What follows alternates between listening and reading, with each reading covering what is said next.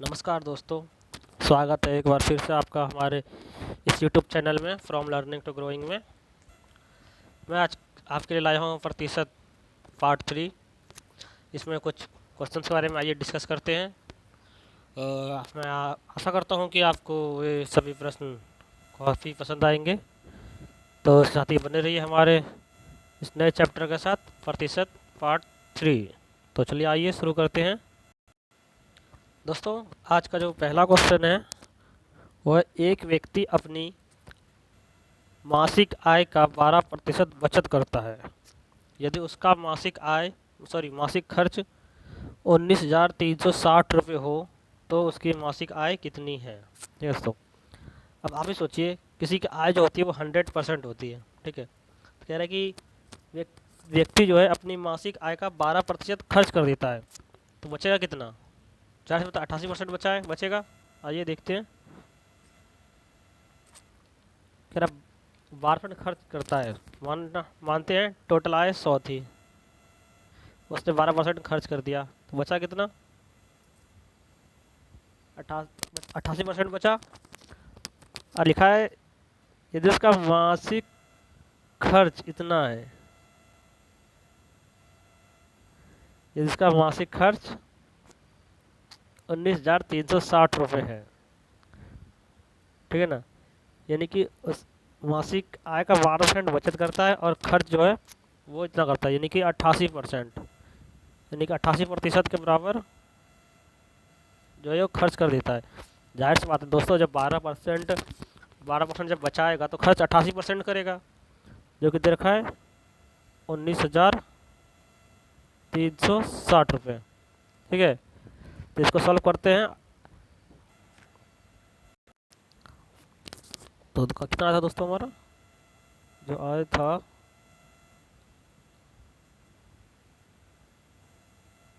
88% बराबर 19,360। ठीक है, तो हमको निकालना है सैलरी। 100% सैलरी है, मान सैलरी किसी की होती है तो दोस्तों 100% ही होती है ना, तो 100% मानी सैलरी। तो 100% बराबर निकालेंगे हम, तो होगा ये 19,360 बटे में 88 और मल्टीप्लाई 100 से। तो समझ में आया कैसे है। मैं एक बार फिर से बता देता हूँ।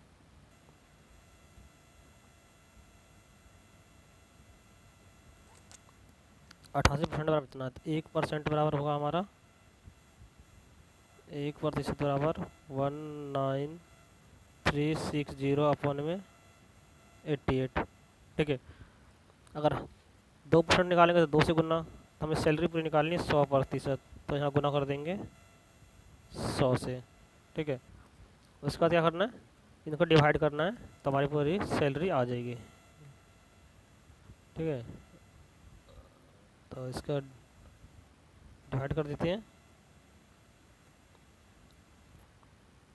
100% बराबर 19,360 अपन में 88 मल्टीप्लाई बाय 100।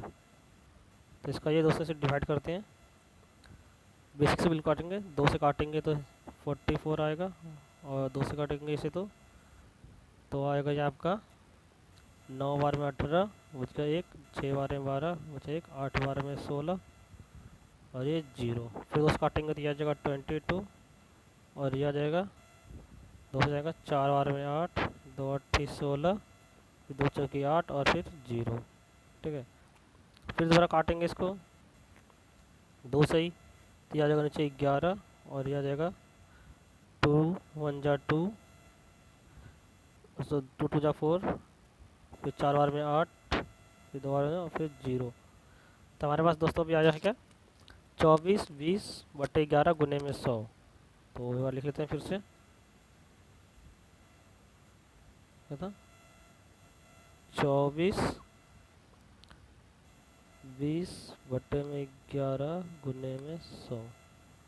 अभी दोस्तों ये जो है हम इसे 11 से काटते हैं सीधा, ठीक है।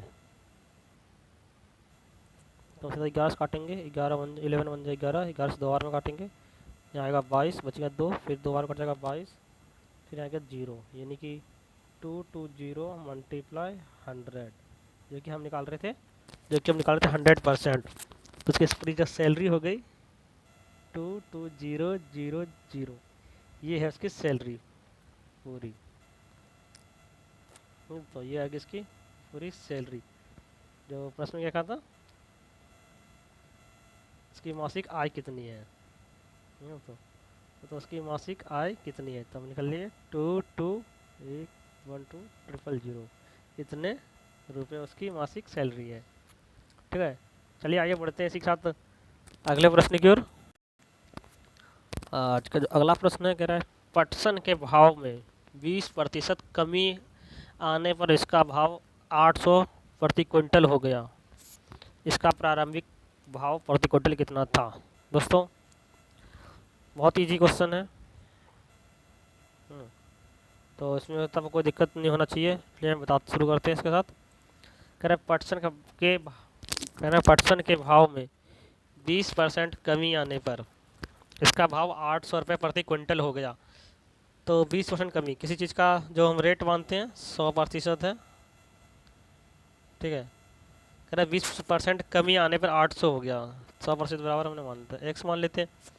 20% कमी होने पर 800 हो गया, 20% कमी होने पर कितना हो गया 800, यानी बचा क्या 80%, ये बचा ना।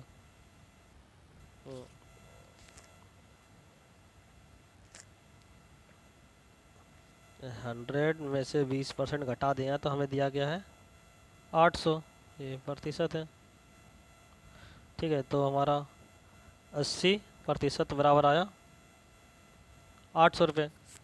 तो 100% बराबर क्या होगा, ये होगा उसका रेट। तो इसको सॉल्व करेंगे, 0 से 0 कट जाएगा, 8 से ये 8 11 में जाएगा, तो हमारा आएगा जो, तो हमारा आ गया 1% बराबर 1% बराबर आ गया 10। तो भाव मैंने 100% लेट किया था, 100%, तो 10 गुना 100, 10 गुना 100 करेंगे, तो 100% बराबर था 10 गुने में 100, जो कि आ गया हमारा 1000 रुपये प्रति क्विंटल, ठीक है दोस्तों। तो इसका आंसर जो है ऑप्शन डी देख रहे हैं, जो कि राइट आंसर है। इसके बाद बढ़ते हैं अगले प्रश्न की ओर। दोस्तों अगला क्वेश्चन काफ़ी महत्वपूर्ण है, क्योंकि ये रेलवे में पूछा गया है। कह रहे किसी परीक्षा में ए तथा बी क्रमशः अधिकतम अंकों का 60% तथा 30% अंक प्राप्त करते हैं। इनके प्राप्त अंकों का योग 783 है। परीक्षा में पूर्णांक कितने थे, मतलब कह रहा है क्वेश्चन कि पेपर जो है कुल कितने नंबर का था, ठीक है ना, ये निकालना है। तो इसमें कह रहा है ए बी अधिकतम अंक 60% और 30%, यानी कि 60% 30% जोड़ने का उनका जो प्राप्त अंकों का योग कह रहा है वो 783, यानी 60% और 30% जोड़ने में जो आता है वो इतना 783 आता है, यानी कि ए का हो गया 60% प्लस 30% हो गया वी का, और इनका जो योग दे रखा है वो दे रखा है 783, ठीक है। तो ये टोटल हो जाएगा आपका 90% इक्वल टू में 783, ठीक है। तो हमारा आया था 90% इक्वल्स टू 783। तो दोस्तों जो एग्ज़ाम होता है हमेशा 100% का लेकर चलते हैं, ठीक है ना। तो 100% की वैल्यू ही फाइंड आउट करनी है, ठीक है। तो इसको सॉल्व करेंगे जो, तो इसको काटते हैं पहले, 3 से कट जाएगा, 3 से 30 साल हो जाएगा ये, और इधर ये परसेंटेज में, और 3 से काटेंगे, 3 दूनी 6, या 1, 3 6 18, फिर यहाँ 1, फिर 3 से 200 काटेंगे, 10% बराबर 3, 8 8 में 24, बचा 2, 3 7 21, 87, कितना 10% बराबर आया 87।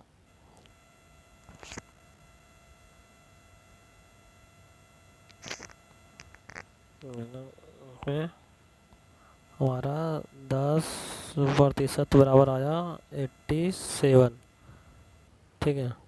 तो 1% बराबर 87 को 10 से भाग देंगे तो आएगा ये 8.7, ठीक है, 8.7 आ गया।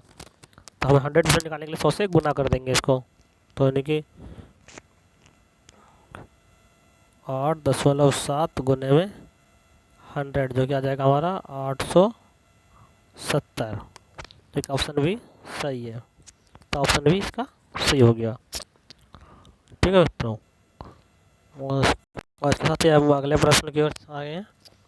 इसमें कह रहा है एक दुकानदार आलू का मूल्य 18 रुपये प्रति किलो से बढ़ाकर 20 रुपये प्रति किलो कर दिया, फिर भी उसके आमदनी में कोई परिवर्तन नहीं हुआ, तो उसके कारोबार में कितने प्रतिशत की गिरावट आई है सर। तो चलिए ऐसे प्रश्न को सॉल्व किया जाए।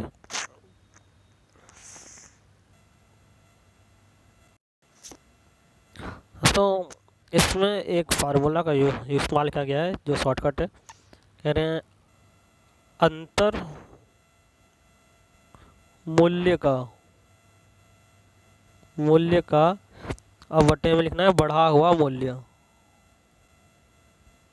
बढ़ा मूल्य,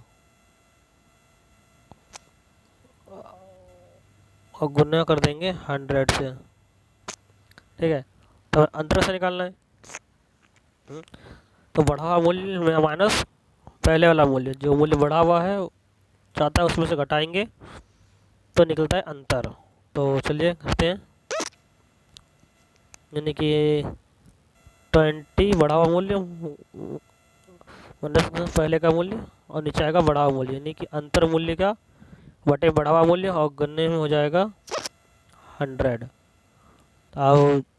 अब इसको सॉल्व करेंगे तो आएगा 2/20, सॉरी दोस्तों, गुने में 100, 2 से कट जाएगा 10 बार में, 10 से कट जाएगा ये, तो आएगा 10%, ठीक है। 10% आ गया सॉल्यूशन करने पे। तो क्वेश्चन में पूछा है तो उसके कारोबार में कितने प्रतिशत की गिरावट आई, तो गिरावट 200 कितना आई 10%,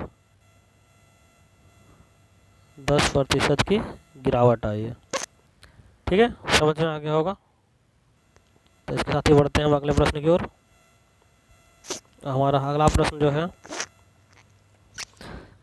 650 टॉफी को कुछ बच्चों में बराबर बराबर इस प्रकार बांटा जाए कि प्रत्येक बच्चे को कुल बच्चों के संख्या का 20% के बराबर टॉफी मिल जाए, तो कुल टॉफी कितने हैं।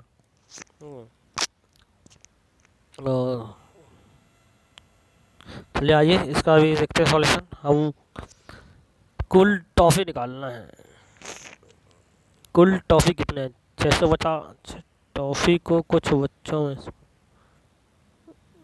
ये क्वेश्चन कुछ गलत है